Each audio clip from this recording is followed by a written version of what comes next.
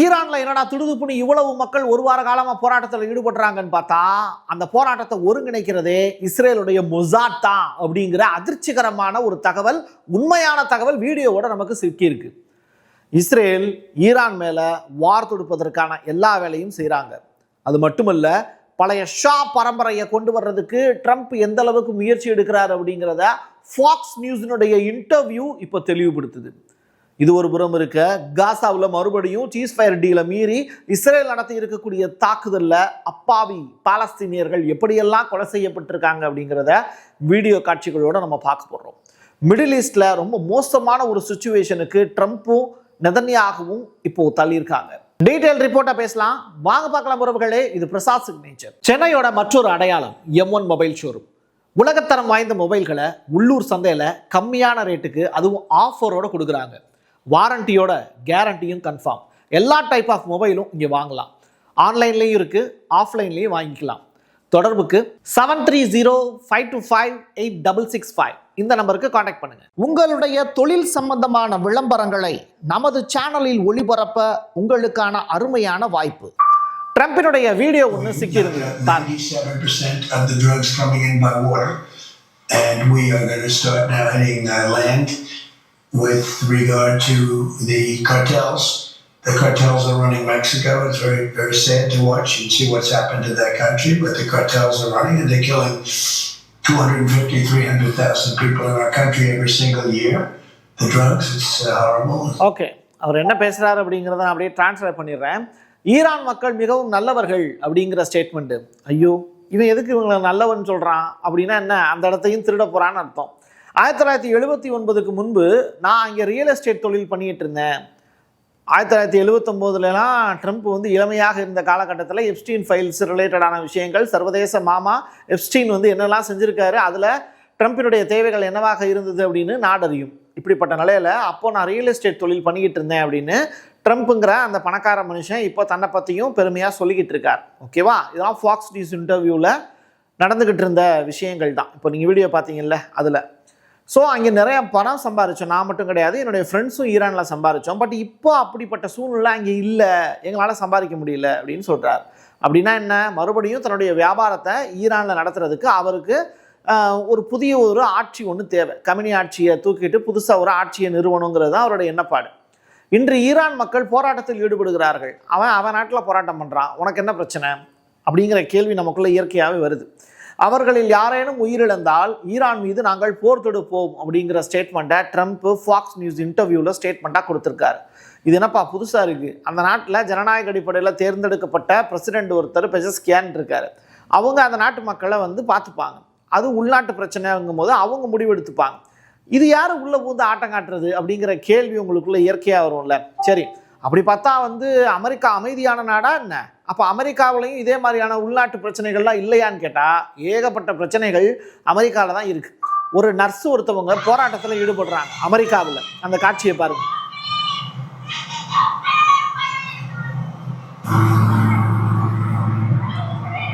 Immigration ரிலேட்டடான problem அப்படிங்கிறது அமெரிக்காவில் பெருசாக போயிட்டுருக்கு. இதற்காக அமைக்கப்பட்ட ICE அப்படின்னு சொல்லிட்டு ஒரு குரூப்பு, அந்த குரூப்புக்கு எதிராக தொடர்ச்சியாக அமெரிக்க போலீஸ் வந்து அவங்கள கைது செய்யக்கூடிய காட்சிகள் அரங்கேறுது. அங்கீகரிக்கப்பட்ட ஒரு செவிலியர் ஒருத்தரை பப்ளிக்லேயே வச்சு தூக்கிட்டு போகிறாங்க.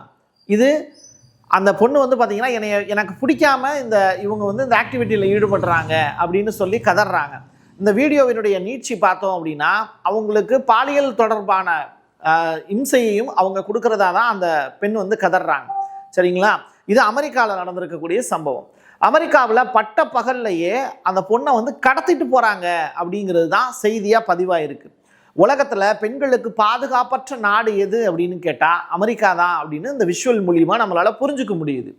ICE பெண் போராட்டக்காரர் அந்த லேடி இருக்காங்கல்ல, அந்த லேடிக்கு ஒரு 3 வயசில் பையன் ஒருத்தன் இருக்கான்.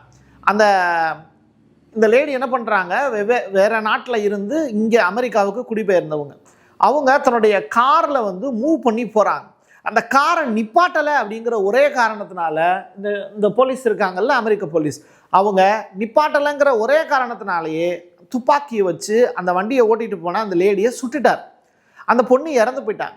அவங்க அம்மா கடந்து அழுகுறாங்க. என் பொண்ணு வந்து பார்த்தீங்கன்னா சாதாரணமாக அவங்களுடைய கோரிக்கைக்காக போராட்டம் பண்ணது தப்பா, அதுவும் வண்டியில் ட்ராவல் பண்ணி போயிட்டு இருக்கக்கூடிய அவங்கள ஏன் சுட்டாங்கன்னு தெரியல, இது ஜனநாயக படுகொலை அப்படின்னு சொல்லிட்டு அவங்க ஸ்டேட்மெண்ட் சொல்லியிருக்காங்க.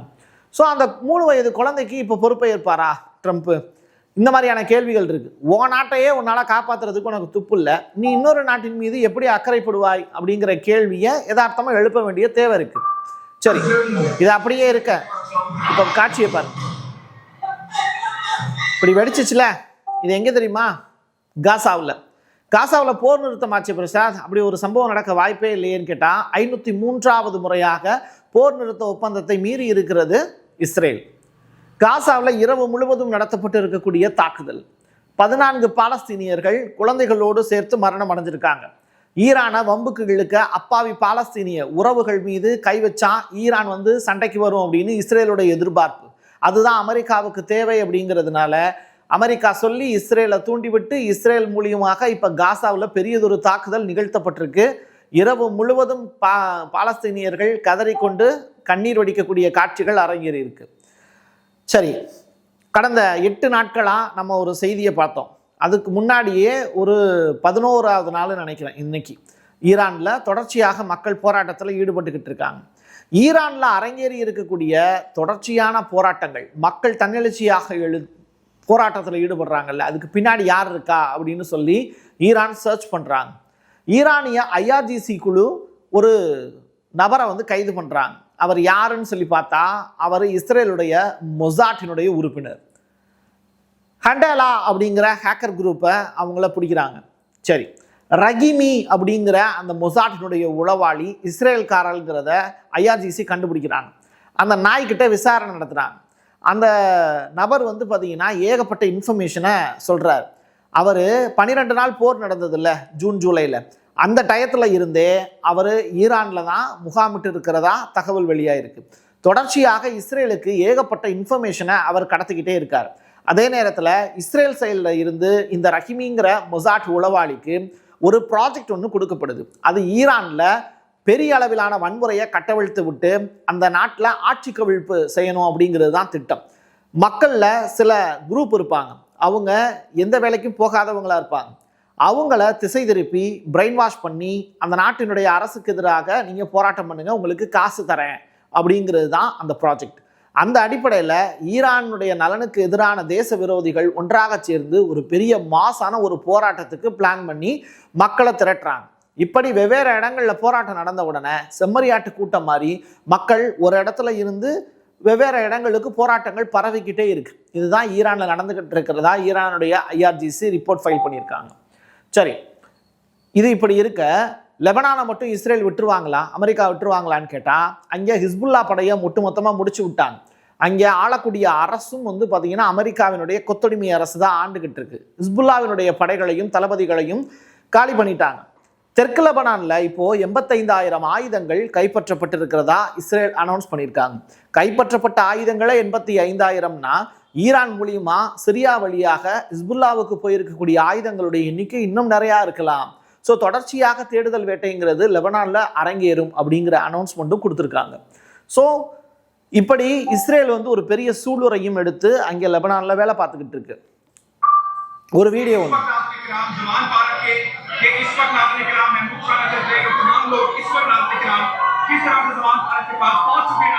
கணக்கீட்டு அடிப்படையில் இந்த இடத்துல குழுமி இருக்கக்கூடியவங்களுடைய எண்ணிக்கை அப்படின்னு சொல்லி பார்க்கும்போது ஒரு 3000 பேருக்கு மேலே வந்து குழுமி இருப்பாங்க. இது எங்கே அப்படின்னா பாகிஸ்தானில் இம்ரான்கானை விடுதலை செய்யணும் அப்படின்னு ஒரு பெரிய கூட்டம் ஒன்று சிறைச்சாலையை நிரப்பக்கூடிய வேலையை செய்வோம் அப்படின்னு குழும்புறாங்க. இதுவும் இரவு நேரத்தில் இந்த வேலையை செஞ்சுருக்காங்க. PTI கட்சியினருடைய சிறை நிரப்பக்கூடிய போராட்டத்தினால பாகிஸ்தானில் ஒரு அமைதியற்ற நிலை ஏற்படுது. இம்ரான்கான் அப்படிங்கிற நபர் ரஷ்யாவுக்கு ஆதரவாக பேசினார் அப்படிங்கிற ஒரே காரணத்தினால அமெரிக்கா அவரை தூக்கி சிறையில் வச்சாங்க, அவருடைய மனைவியையும் சிறையில் வச்சாங்க. இப்படிப்பட்ட நிலையில் பாகிஸ்தான்லையும் ஒரு நிலையற்ற அரசு, அமெரிக்காவினுடைய அடிமை அரசாக இருக்கக்கூடிய நபர் தான் அங்கே பிரதமராக இருந்து இப்போ ஆட்சி பண்ணிக்கிட்டு இருக்காரு. இம்ரான்கானை சிறையிலிருந்து வெளியில் வரக்கூடாது அப்படிங்கிறதுல அமெரிக்கா தெளிவாக இருக்கு. ஈரானில் ஆட்சி மாற்றம் ஏற்படுத்துவதற்கு ரஷா பக்வி அப்படிங்கிற அந்த ஷா மன்னருடைய வாரிசு இருக்காங்கல்ல, அவர்கிட்ட இப்போ ட்ரம்ப் பேசியிருக்கிறதா ஒரு தகவல் ஒன்று வெளியாயிருக்கு. பட் ஃபாக்ஸ் நியூஸில் அவர் சொல்லியிருக்கக்கூடிய தகவல் உண்மையான நியூஸ் என்னங்கிறத நான் அப்படியே சொல்லிடுறேன். அதிபராக இருந்து கொண்டு அவரை நான் சந்திப்பதற்கான வாய்ப்பு இல்லை அப்படிங்கிற ஸ்டேட்மெண்ட்டை அவர் கொடுக்குறாரு. அப்படின்னா என்ன? ரிப்போர்ட்டர் கொஸ்டின் ரைஸ் பண்ணியிருக்காரு, அதுக்கான பதில் இது. அவர் மிகவும் நல்லவராக இருப்பார் அப்படின்னு தான் நான் நம்புகிறேன். யார்? இந்த ஷா மன்னர் வந்து நல்லவராக இருப்பாருன்னு தான் நான் நம்புகிறேன். பட் இவர் ஒரு பப் பார்ட்டியில் முழுவதுமாக பெண்களோடு சேர்ந்து நடனமாடக்கூடிய காட்சிகள் அரங்கேறுது. அப்போ இவர் நல்லவராக தானே இருப்பார் அப்படின்னு ட்ரம்ப் நினைக்கிறது சரிதானே? சரி, ஈரான் தேர்தலில் அவருக்கு போட்டியிடக்கூடிய வாய்ப்பு கிடைக்கும் அப்படிங்கிறது என்னுடைய எதிர்பார்ப்பு, ஆசை அப்படின்னு ட்ரம்ப் சொல்கிறார். ஆமாம், அந்த மாதிரி வந்து இவருக்கு வாய்ப்பு கிடைச்சாதானே மேற்கத்திய கல்ச்சரை வந்து ஈரானில் புகுத்த முடியும். அதுதானே ட்ரம்ப்பினுடைய ஆசை. அப்படி அவர் நினைக்கிறத பூரா ஈரானில் செய்ய முடிஞ்சது அப்படின்னா ஈரானில் இருக்கக்கூடிய ஆயில் வளமும் அமெரிக்காவுக்கு சொந்தமாகிறதுக்கான வாய்ப்பு இருக்குல்ல. ஆக மொத்தத்தில் இந்த ஷா மன்னரை ஒரு எட்டப்பனாக பயன்படுத்துவதற்கு ட்ரம்ப் நினைக்கிறாரு. ஸோ அப்படிப்பட்ட ஒரு வாய்ப்பை ஈரானில் அடுத்து செய்ய போகிறாரு. ஈரானில் ஆட்சி மாற்றத்துக்கு அவர் பெரிய அளவில் அடிக்கோட்டிட்டு இருக்கிறார். ஏன்னா ஈரானில் இருக்கக்கூடிய ஒரு போராட்டக்காரர் இறந்து போனால் கூட ஈரான் மீது நான் போர் தொடுப்பேன் அப்படின்னு ட்ரம்ப் சொல்லியிருக்கக்கூடிய விஷயத்துக்கு பின்னாடி ஏகப்பட்ட ரகசியங்கள் இருக்கு. பற்றி எரியக்கூடிய காட்சிகளை நீங்கள் பார்த்துக்கிட்டு இருக்கீங்க. இது எந்த இடத்துல நடக்குது அப்படின்னா, இஸ்ரேலிய செட்லர்ஸ் வந்து ஒரு பெரிய அட்டூழியத்தை பாலஸ்தீனத்தில் நடத்தினாங்க. பாலஸ்தீனத்துக்கு பக்கத்துலேயே மேற்கு கரைன்னு ஒரு ஏரியா இருக்குது, வெஸ்ட் பேங்க் ஏரியா. அந்த ஏரியாவில் செட்லர்ஸ் தொடர்ச்சியாக அங்கே இருக்கக்கூடிய மக்களை அப்புறப்படுத்தி அவங்களுடைய நிலங்களை சுரண்டி அதை தனதாக்கிக்கிறாங்க.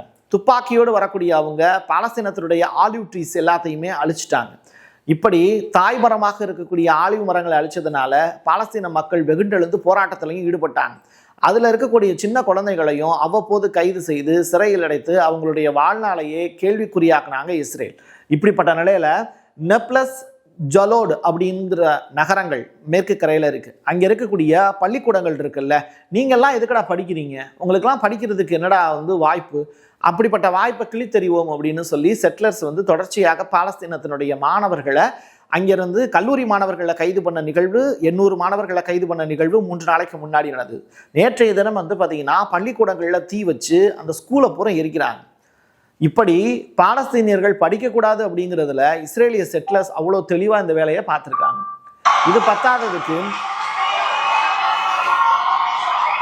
ஈரானில் ஒரு பெரிய போராட்டம் ஒன்று நடக்குது. இந்த போராட்டம் எதற்காக நடத்தப்படுது அப்படின்னா, ஈரானிய மக்கள் வந்து இந்த போராட்டத்தில் ஈடுபடுறாங்க. கிட்டத்தட்ட மில்லியன் கணக்கான மக்கள் போராட்டங்களை ஒருங்கிணைச்சு வெவ்வேறு நகரங்களில் நடத்திக்கிட்டு இருக்காங்க. இதில் தலைப்புச் செய்தியாக நம்ம பார்க்க வேண்டிய மிக முக்கியமான செய்திங்கிறது, கமினி அவர்களுடைய சொந்த ஊரான, ஈரானுடைய உச்ச தலைவர் கமினி அவர்களுடைய சொந்த ஊரான மசாட் அப்படிங்கிற நகரத்தில் ஒரு 3000 பேர் ஒன்றா திறந்து கமினி அவர்களுடைய சிலை, சுலைமானி அவர்களுடைய சிலை, இது எல்லாத்தையும் உடைக்கிறாங்க. ஈரான் அரசு வெளிநாட்டு உதவியை நாடுவதற்கு முடிவு செஞ்சுருக்காங்களா அப்படிங்கிற பெருத்த கொஸ்டின் இருக்குது. துருக்கி கிட்ட அவங்க சப்போர்ட் கேட்கலாம். பட் துருக்கி நாட்டோவில் ஒன் ஆஃப் த கண்ட்ரி. அப்படி இருக்கும்போது துருக்கி கிட்ட சப்போர்ட் கேட்க முடியாது. ஈரானுக்கு இருக்கக்கூடிய மிகப்பெரிய பலம் அப்படிங்கிறது ரஷ்யாவினுடனான உறவு, சீனாவினுடனான உறவு. இதை பலப்படுத்தி ஸ்ட்ராங் ஆக்கி அமெரிக்காவுக்கு எதிராக அவங்க வேலையை செய்வாங்களா அப்படின்னா ரஷ்யா எடுக்கக்கூடிய அடுத்த கட்ட முடிவை பொறுத்து தான் அது இருக்குது.